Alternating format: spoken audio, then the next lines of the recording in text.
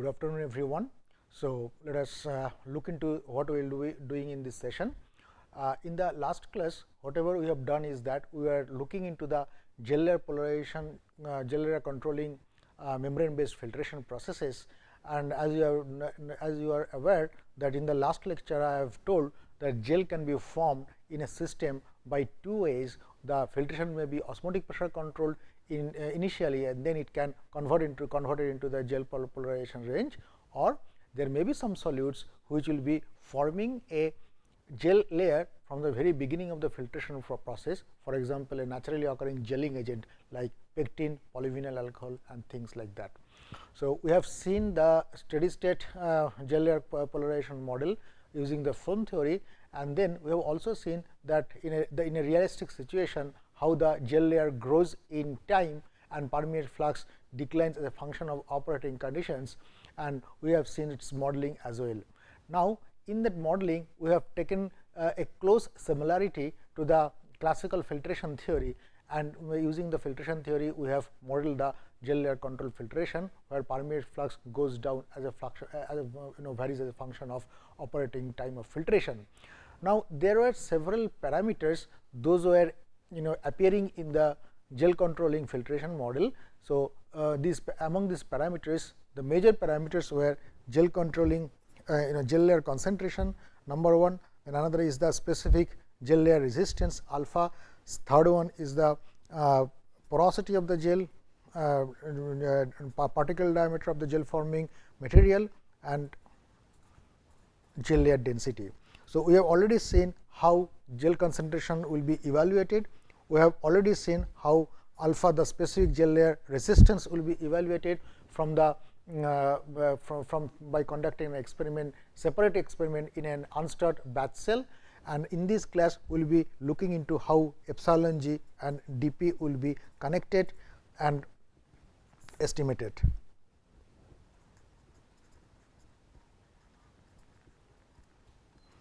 Because these two will be connected because as I have already talked earlier, that in membrane based filtration process we will not be looking into the hard spheres where the particles of defined diameter dp and they will be forming a cake type or gel type layer over the membrane surface. We may be having a polymeric solution, we may be having a polysaccharide solution which will be equivalent, and these may not be defined as an well defined hard spheres or particles. So, they will be forming a gel whose resistance will be equivalent to a resistance offered by the particle diameter dp. So, that is the idea. So, let us look how we can estimate the gel porosity and gel forming diameter of the gel forming particle. If dp is particle diameter in its molecular level, then volume of one molecule is V0, and this is pi by 6 dp cube. Then volume of 1 mole will be Na times pi by 6 dp cube, where Na is the Avogadro number.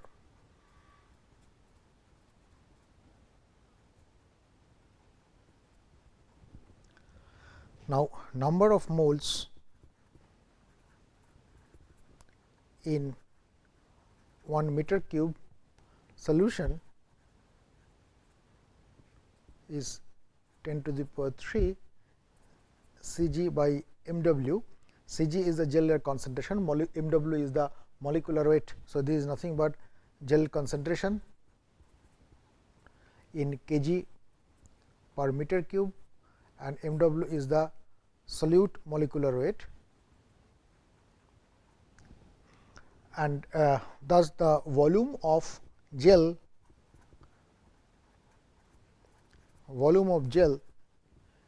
in 1 meter cube solution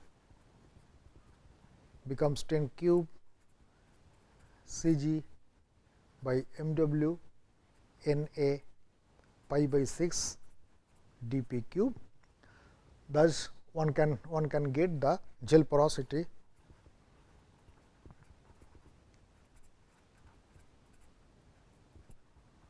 porosity as epsilon g is equal to 1 minus 10 cube Cg MW Na pi by 6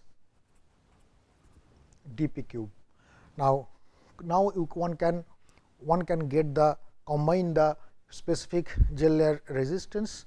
Now we know the alpha, the specific gel layer resistance can be obtained from Kozny-Kármán's equation as 1 minus epsilon g divided by epsilon g cube dp square rho g multiplied by 180. And we know how alpha is varying as a function of alpha 0 multiplied by delta p to the power n. As we have described earlier, that we will be conducting the experiments in an unstarred batch cell, and from the plot of T by V versus V data, we can get the value of specific gel layer resistance alpha from the slope of the curve, and then we will be conducting these experiments for different transmembrane pressure drop and can generate the correlation of alpha as a function of delta p. So, we can equate these two, and finally, we will be getting alpha naught delta p to the power n is equal to 1 minus epsilon g divided by epsilon g cube dp square times rho g into 180. So, this will be giving me an equation. The second equation I will be getting from definition of epsilon g 1 minus 10 to the power 3 C g by m w n a pi by 6 dp cube. So, this gives me second equation. So, first equation connects me the variation of gel layer porosity and gel forming particle with the specific gel layer resistance. So, left hand side will be completely known for a particular delta p, and the second equation gives me a fundamental relationship between the the gel porosity and the particle diameter. So, one can solve these two equations by using Newton-Raphson's method iteratively.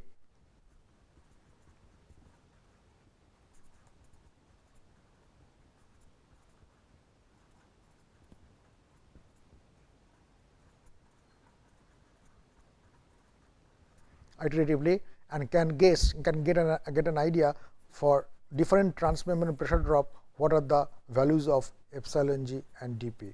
Okay. So, as for different values of delta p, we can solve these two equations simultaneously, and we can get the values of gel porosity and gel forming particle.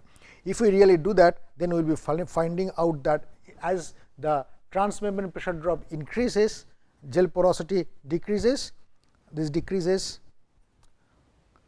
as delta p increases, gel porosity decreases, and gel becomes denser, and particle diameter will be also decreasing. So, this will be giving you an idea how this particular gel of highly viscous gel will be corresponding to the gel that is forming of equivalent Hertz spheres of diameter dp. So, this way the gel layer density and gel layer porosity and gel forming particle diameter of the gel forming particle equivalent particle will be obtained for different operating conditions. Here the operating condition will be delta p, that is the transmembrane pressure drop. Similarly, so what is left, the only parameter that is left unestimated is gel layer density rho g, and gel layer density is obtained by assuming by making the particles to be solid and then evaluating their density, one can get the gel layer density, and typically this particle the density of these particles will be slightly higher than the water density, around 1050 1050 kg per meter cube or around 1100 kg per meter cube. Okay. This can be with some of the experimental conditions, this can be used as an optimizing parameter as well, and then it can be evaluated and then can be incorporated in the model, which will be used as a predictive mode. So, these are the various ways the different parameters of a gel layer controlling model can be estimated. So, we have looked into the estimation of gel layer concentration, we have looked into the estimation of specific gel layer resistance, gel layer the equivalent diameter of gel forming material, as well as the gel porosity. So, that completes the gel layer controlling filtration. Only one thing is left, that is the if we go for a two-dimensional model in the gel layer, that will also be useful, and sometimes it will be very useful in order to get the estimation of permeate flux. So, two-dimensional model of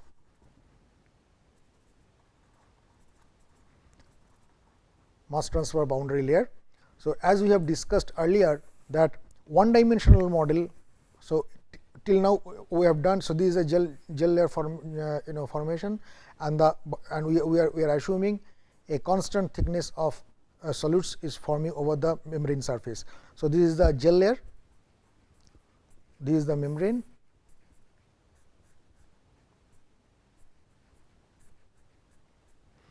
so this is the membrane,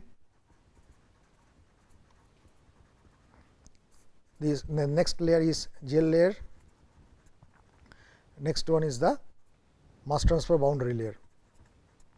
So, the model that we have just discussed is the thickness of the mass transfer boundary layer is constant, as we have seen earlier in one. So, this is nothing but the features of the one dimensional model.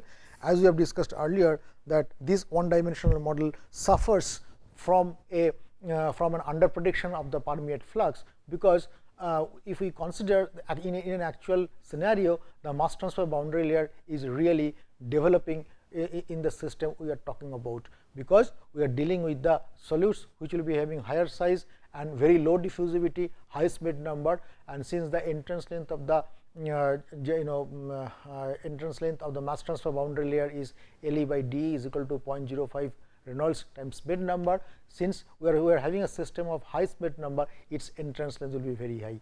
So, therefore, most of the cases in the channel, the mass transfer boundary layer will be developing.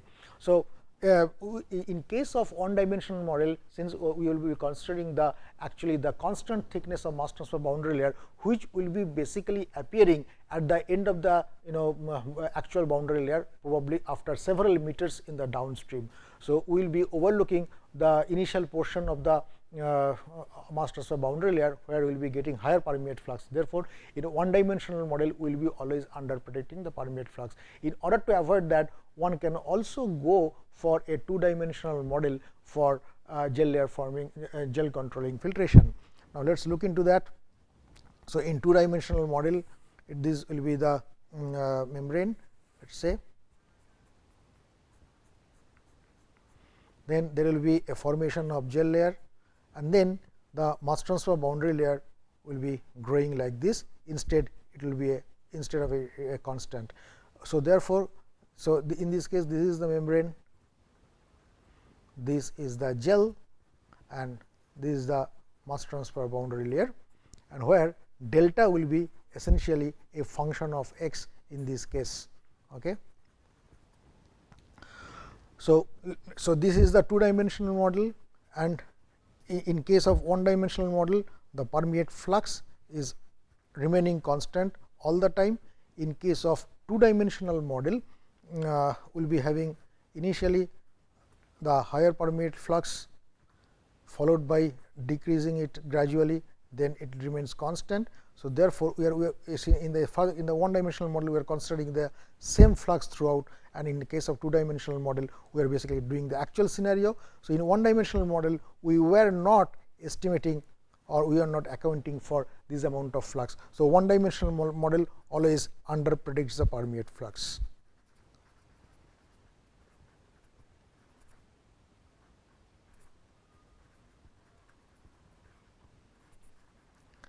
Therefore, let us solve the two dimensional model, and what we will be doing? We will be fixing up coordinate system here at the end of the gel layer, where the mass transfer boundary layer starts growing, because gel layer mass transfer boundary layer will be always attached to the immobilized gel layer.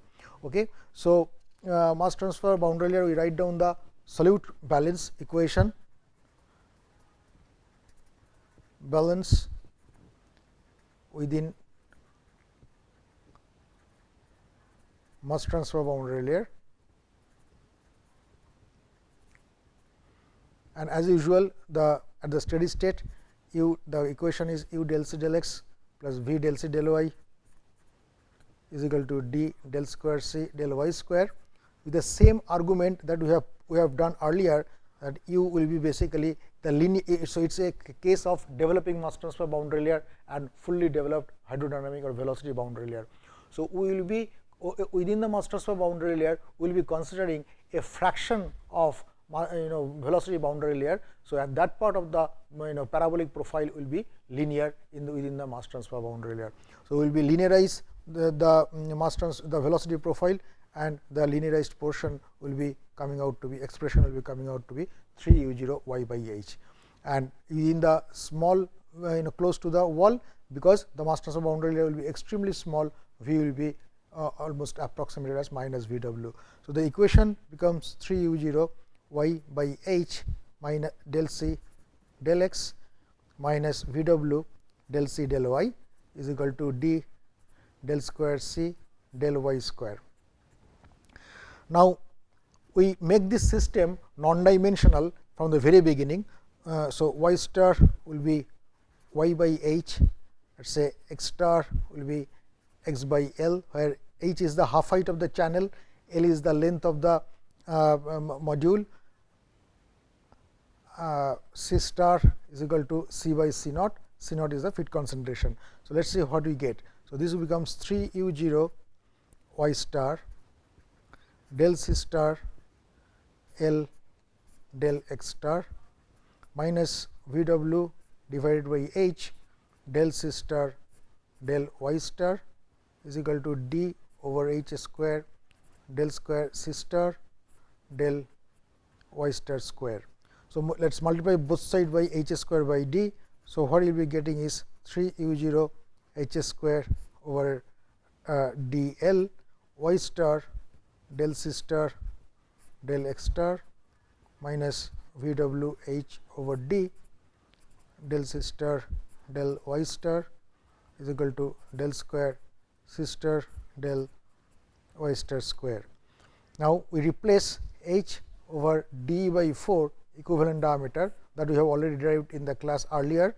So, it becomes 3 by 16 u 0 d square by d L y star del C star del x star minus V w d by d times 4 del C star del y star is equal to del square C star del y star square.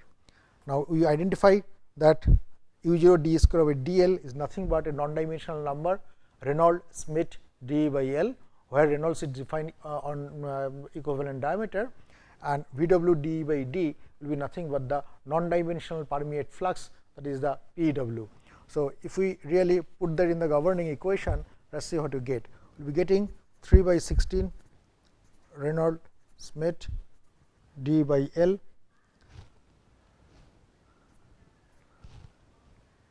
y star del C star del x star minus 1 by 4 P w del C star del y star is equal to del square C star del y star square.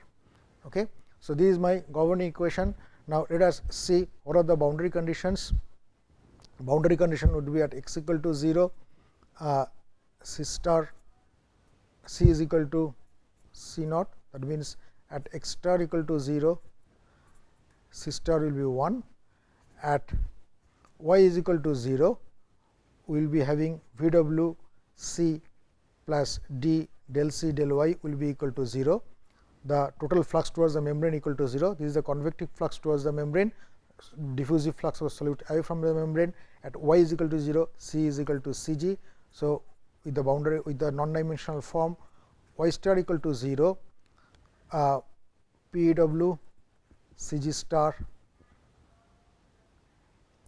Okay, let us make it non-dimensional, that will be important. V w C g star plus d by h del C star del y star equal to 0. So, this becomes V w h over d C g star plus del C star del y star equal to 0. So, we will be having del C star del y star plus h is d by 4. So, 1 by 4 p by p w by 4 C g star. is equal to 0. So, this will be the non-dimensional form of the boundary condition at y star equal to 0, and at y star y is equal to delta, c is equal to c naught. So, therefore, at y star is equal to delta star, c star is equal to 1. So, these three condition defines the boundary conditions for the governing equations. And now, we will be demonstrating this problem how to solve using the integral method of solution. So, it is also known as the approximate integral method of the solution. Most of all the boundary layer problems can be solved the approximate integral method. Why this method is called an approximate method? Because in this case we are going to assume a concentration profile which will be confirming the physical boundary conditions of the mass transfer boundary layer, and then we will be putting that particular profile into the governing equation and see what are the how the system behavior will evolve.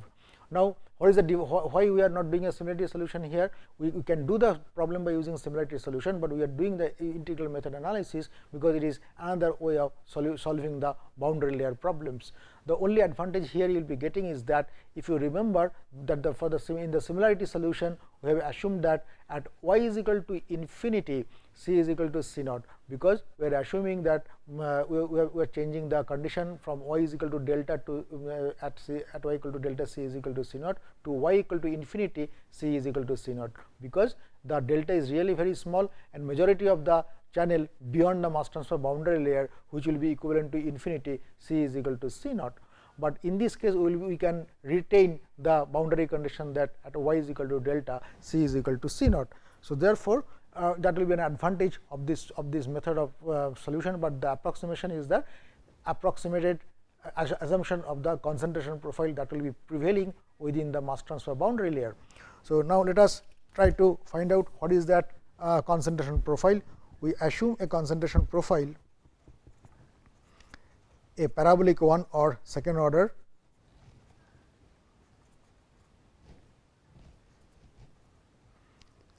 c star is equal to c by c naught is equal to a 1 plus a 2 y star by del star plus a 3 y star by del star square of that. So, why we are taking a second order polynomial? Because we know that three conditions this concentration profile must satisfy. What are the three conditions? The first condition is at y equal to 0, c must be is equal to c g, gel layer concentration. At y is equal to delta, the two conditions I was talking about in the earlier class, that at least two conditions, the boundary layer conditions must be satisfied by any kind of boundary layer, whether it is a hydrodynamic boundary layer, thermal or mass transfer boundary layer. These are the conditions at the edge of the boundary layer.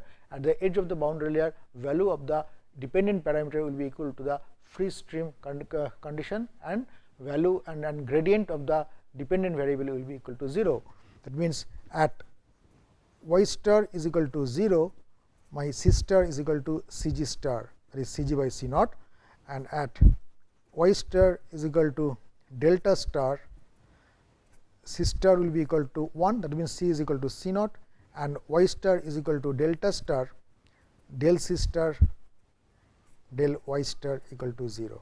So, I have three basic conditions that this mass transfer boundary layer should satisfy, and therefore, I will be having three terms with three unknown coefficients a 1, a 2, a 3. So, three terms means it will be maximum a second order polynomial. So, that is why we have considered a second order polynomial. So, next we will be using these three boundary conditions in order to evaluate the unknown coefficients a 1, a 2 and a 3. Once these coefficients are evaluated, then we will be getting the complete concentration profile within the mass transfer boundary layer. So, let us do that. So, first boundary condition will give you c g star is equal to a 1. So, the profile becomes now c star is equal to c g star plus a 2 y star by del star plus a 3 y star by del star square. So, now let us put the other boundary, that at second boundary condition. So, this is 1, this is 2 this is 3, we have utilized already 1. So, now from 2 we will be getting 1 is equal to C g star plus A 2 plus A 3. So, A 2 plus A 3 becomes C g star minus 1, and from 3 we will be getting del C star del y star equal to 0. So, A 2 at y star equal to del star. So, A 2 by del star plus 2 A 3 del star by del star square evaluated at del star. So, this will be equal to 0. So, you will be getting A 2 is equal to minus 2 A 3. So, therefore, using these two we will be getting the A 2 and A 3, and if you really do that, so you will be getting A 2 I am writing minus 2 A 3 plus A 3 is equal to C g star minus 1. So, therefore, you will be getting A 3 equal to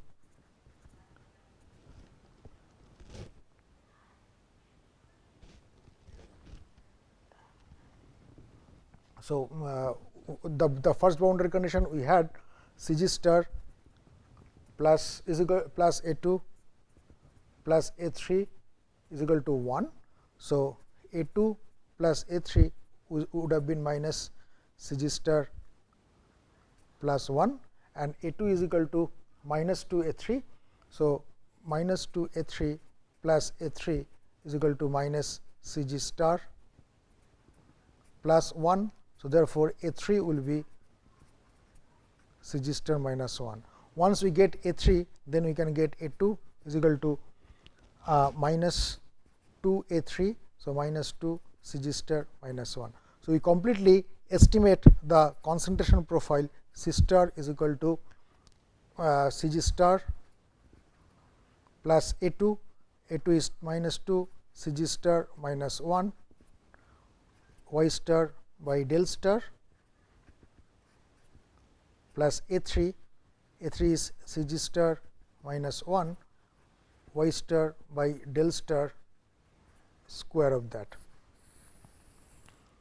So, we have determined the concentration profile, the parabolic concentration profile within the mass transfer boundary layer. So, in the next what we are going to do is that we will be taking the derivative of this and inserting into the governing equation to replace the derivative in terms of the del c del x, del c del y and del square c del y square from this concentration profile. Then we will be inserting those into the governing equation, and then we will be integrating across the mass transfer boundary layer. Thank you very much.